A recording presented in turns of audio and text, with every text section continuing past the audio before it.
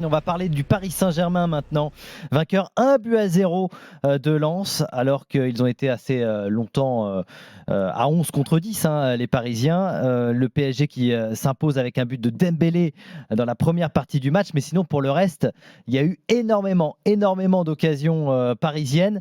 Est-ce qu'on peut vraiment reprocher au PSG cette inefficacité? Alors vous allez me dire, oui, normalement il faut faire le bon geste devant le but. Mais ils sont tellement dominateurs quand même face à Lens Non, mais que. moi, il y a 2 choses et j'en parlais, cette semaine ou la semaine dernière avec Daniel. Je peux reprocher au PSG l'inefficacité, mais je ne peux pas reprocher à l'entraîneur du PSG Ah oui. l'inefficacité. Mmh. C'est-à-dire que pour moi, Luis Enrique, son boulot, le boulot de n'importe quel coach, n'importe quel staff, c'est de mettre son équipe en situation de dominer l'adversaire si possible et en plus de se créer un maximum d'occasions. Après, c'est aux joueurs d'être sur le terrain et de finir. Alors on va me dire: «Ah ouais, mais Luis Enrique, il pourrait mettre un vrai avant-centre dont c'est le métier».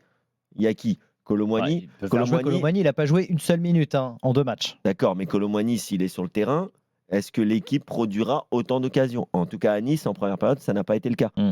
Donc, quand il n'est pas là, l'animation de l'équipe, elle est de meilleure facture. Et par contre, ils ont du mal à facturer. En portugais, on appelle ça facturer pour finir les occasions. Mais après, voilà, quand tu vois la première mi-temps du PSG, au bout de 3 minutes ou 4 minutes 50, ils marquent un but. Il y a un moment, c'est quand même une équipe Ils qui ont domine. concédé aussi des occasions, hein. Oui, non, mais Quelques occasions, après, même c'est si on n'a normal. pas vu beaucoup Après, Safonov, mais s'ils avaient été plus précis, les Lensois, ils ils auraient ont pu surtout être dangereux. concédé des occasions, je trouve, quand ils étaient à 10 contre Ouais, 11. c'est vrai. Surtout à Mmh. 10 contre 11 parce C'est qu'il étonnant. y a toujours le problème, mais ce n'est pas les seuls. Mais les équipes comme ça qui ont beaucoup de possession, ça a été le cas du PSG en deuxième mi-temps à Marseille où ils doivent leur mettre une volée. Finalement, ça reste une volée, mais une petite, à 3-0. Mais on a l'impression quand même que le Paris Saint-Germain, et c'est ce que je pourrais leur reprocher, même si je pense que ça doit aussi agacer l'entraîneur. Pour le coup, je n'ai pas écouté Luis Enrique après le match, mais à partir du moment où tu mènes 1-0 en deuxième mi-temps, à 10 contre 11, tu dois tuer l'histoire. Alors, je ne te demande pas d'en mettre 4, mais au moins d'en mettre 2, te mettre à l'abri. Alors, ils ont en plus les occasions. Après, et je finirai là-dessus, en laisser la parole à Damien. Franchement, c'est frustrant. C'est frustrant quand tu es dans une équipe qui domine, qui marque pas, tu restes sur la menace d'un corner, d'un tir contré, Mmh. d'un truc. Maintenant, je ne sais pas comment se. À part attendre le retour de Gonzalo Ramos, parce que lui, pour le coup, c'est son métier, et il va pas tarder. Enfin, j'espère pour lui. Sinon, c'est compliqué. Il faudra aussi quand même parler de la frustration de Luis Campos à la mi-temps, que j'ai vraiment pas compris, que j'ai Oui, trouvé alors il s'est énervé disproportionné. pour tous ceux qui n'ont pas vu le match à la mi-temps et il risque peut-être gros. Il faudra suivre cette affaire-là parce qu'il était vraiment très en colère dans les vestiaires. Les Lensois n'ont pas compris cette sortie de Luis Campos. Juste un chiffre, Damien, je te laisse la parole après. C'est 5,22, c'est 5,22 XG sur les 2 derniers matchs à domicile du PSG, ce qui est énorme. On cumule, bien sûr. Ouais. C'est pas, Non, je voilà. croyais que tu allais me dire 5,22 aujourd'hui. Non, PSV à Eindhoven et là ce match contre Mais c'est Lens, énorme. ça aurait pu mal se passer finalement. Juste, il faut savoir qu'un penalty, c'est que Ouais, 0,75 bon, XG. voilà. Donc Ça, imagine, c'est énorme, 5,2 en 2 5,22 matchs. XG de but. Voilà. Ouais, c'est énorme. Après, ce soir, il y a eu quand même aussi, Un bon faut dire, Samba. voilà, il y a eu un bon Samba aussi. Ouais. Faut Ouais, pas ouais, non c'est plus vrai, c'est vrai, t'as l'oublier dans la T'as raison. prestation Très bon globale Samba. du match de ce soir. Mais moi, je vais être plus dans le partisan de dire, bah, je préfère que mon équipe elle se crée des occasions Ouais. et elle ne marque pas forcément tout le temps, qu'elle ne s'en crée pas et qu'au final, bah, ça donne encore un match encore plus frustrant où on se dit, ouais, mais comment ils vont faire pour marquer un but? Ils n'y arrivent pas. Donc voilà, c'est juste des petits ajustements. Après, c'est vrai que moi, j'aurais aimé voir Ramos sur le terrain, ne pas être blessé, parce que c'est, comme le disait Kevin, c'est son job, c'est de marquer des buts. Après, est-ce que la prestation offensive serait la même s'il était sur le terrain et est-ce qu'il y aurait autant d'occasions créées? Ça, on ne peut pas le savoir, mais en tout cas, en termes de finition, je pense qu'il aura apporté énormément au Paris Saint-Germain. Euh, j'ai pas d'inquiétude, mais c'est vrai que c'est un mal qui devient un petit peu récurrent. On l'avait vu contre Gérone, on l'a vu contre le PSV Eindhoven aussi Ouais. en Ligue des Champions. En championnat aussi, ils ont eu quelques matchs où ils auraient pu mettre quelques fessées et finalement, ça s'est retrouvé juste avec un petit zéro. Et ils se mettent en danger tout seuls parce qu'un zéro, même en étant 11 contre 10, tu subis des occasions qui peuvent faire finir le match sur un partout. Et là, tu as une frustration qui serait encore plus grande. Donc, Ouais. Alors voilà, il y a Samba, il y a effectivement la j'aimerais voir plus maladresse de buts. d'Asensio, Fabien Ruiz aussi a eu des occasions, Après, Barcola, on a eu une grosse aussi. après, moi j'aime bien, il y en a qui n'aiment pas, mais les statistiques elles sont quand même parlantes dans un match comme ça. Même si tu es à 10 contre 11 pendant plus de 30 minutes, le Paris Saint-Germain contre Lens, c'est quand même 68,5% de possession de balle, mais c'est surtout 708 passes contre 320 Ouais. pour les Lensois. Lens, c'est quand même une équipe qui aime avoir le ballon. Mm. Et derrière, il y a aussi autre chose. J'avais vu les milieux de terrain, les petits, ils sont petits gabarits. Les Portugais, les Espagnols, ils n'aiment pas les duels. Mais les Parisiens, ils gagnent tous leurs duels en fait. Ils gagnent, je te donne 57 duels à 40. Ils gagnent 17 duels de plus que l'adversaire. Et là, c'est pas à 11 contre 11 ou à 10 contre 11. C'est-à-dire que les Parisiens, ils ont quand même, et c'est ce qu'avait dit Peter Bosz, l'entraîneur du PSV Eindhoven, il avait dit qu'il avait trouvé quand même une intensité du Paris Saint-Germain, que ce soit avec et sans le ballon, qui est très importante.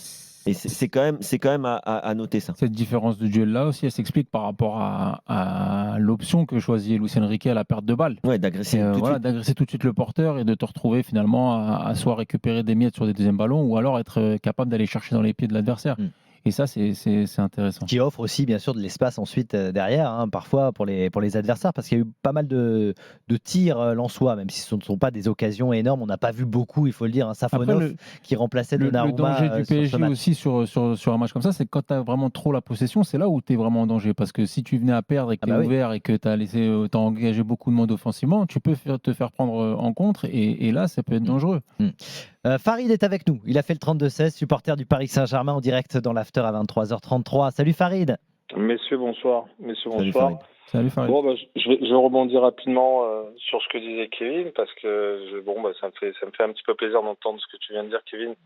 Après, je sais même pas comment tu arrives même à discuter avec Daniel sur la partie du jeu du PSG, parce que je trouve que depuis des semaines, on a quand même pas mal et depuis même des mois, on tape beaucoup sur le coach. Moi, je fais partie des gens je suis fan. J'aime beaucoup ce que je vois. Si on fait une rétrospective de ce qui s'est passé sur les 3 dernières années, on retrouve quand même beaucoup plus de valeurs qui correspondent aux miennes, à savoir du jeu, un collectif, des joueurs au service du collectif, effectivement moins d'individualité, mais on voit, moi quand je regarde la première mi-temps, encore une fois, écoute, je me régalais, effectivement on fait une moins bonne deuxième mi-temps, après on se retrouve face, il y avait Yalance qui était à 10. Pareil sur le match de Marseille, on a encore une fois minimisé la victoire du PSG à Marseille, qui avait un souci encore on dirait qu'on a gagné parce que on a joué à 10. Moi je dirais j'aurais préféré qu'on joue à 11. Je pense qu'on aurait gagné par plus de 3 buts d'écart parce que honnêtement ça nous aurait permis d'être concentrés encore plus sur la deuxième mi-temps et moins géré. Ça c'est mon avis. L'année dernière, on était à 10 là-bas, ça ne nous a pas empêché de gagner. Moi, ce que j'aimerais entendre un peu plus, c'est, écoute, c'est déjà, j'y retrouve tout comme il est appelé par Daniel. Je trouve qu'il ferme pas mal de clapets parce qu'il en prend plein la tête depuis des mois. Et moi, en tant que supporter du PSG, ça fait pas 5 ans, j'ai juste un peu 56 ans. Ça fait depuis 84 je suis le PSG, j'aime beaucoup ce que nous apporte Luis Enrique. Il n'empêche qu'on a le droit aussi de dire parfois quand on voit un PSG qui ronronne ou un PSG qui est moins efficace offensivement, là c'est le cas en ce moment, et ça peut créer des problèmes notamment en Ligue des Champions. Il y a l'Atlético de Madrid qui arrive mercredi. Moi, je pense que Farid sera d'accord avec moi. Damien, j'ai eu son avis tout à l'heure.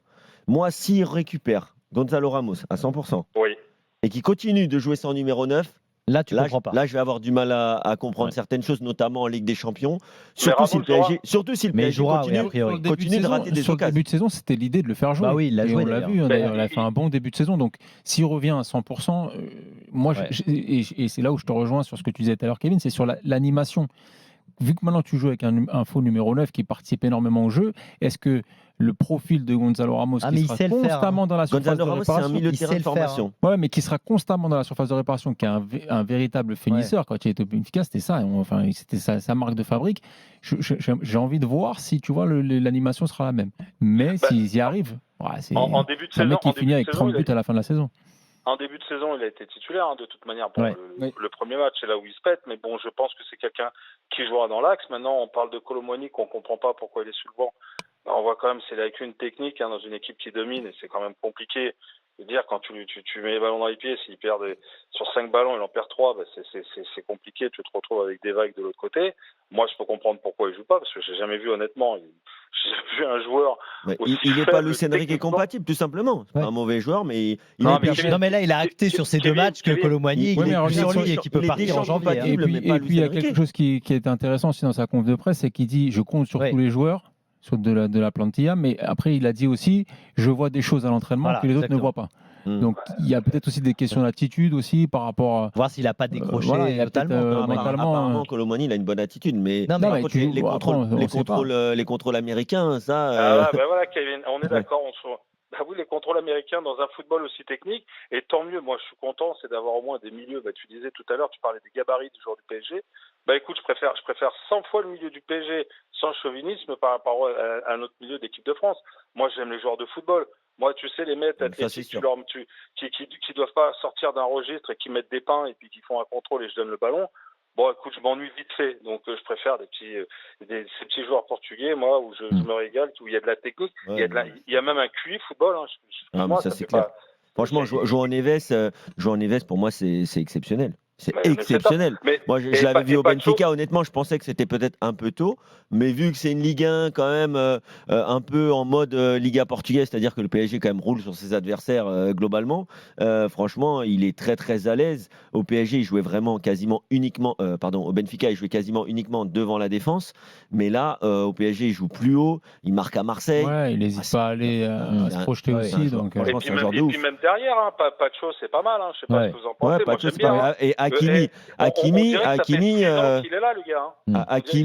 je regardais le match, puis après j'ai vu passer un tweet de Walid aussi, Walid Acharchour, qui disait dans les meilleurs joueurs du championnat, il va falloir penser à Hakimi, mais c'est vrai que mais il fait un travail, lui. Il est excellent. Il est excellent. Farid, Kevin et Damien, je voulais justement vous faire écouter Luis Enrique. C'était tout à l'heure en conférence de presse, donc après cette victoire face à Lens.